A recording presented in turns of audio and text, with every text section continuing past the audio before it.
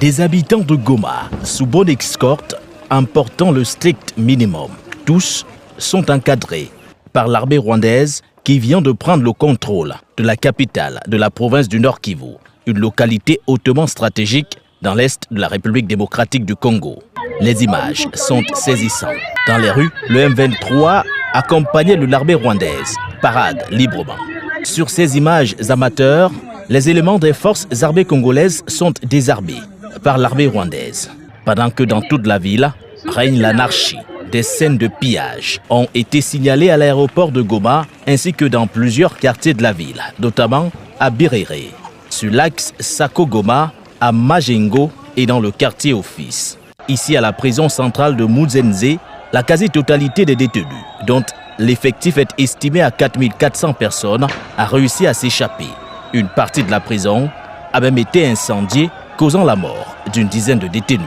Un contexte de confusion totale qui pousse le gouvernement congolais à alerter sur les crimes de guerre perpétrés par le Rwanda. Il y a une volonté manifeste de commettre un carnage à Goma, c'est évident.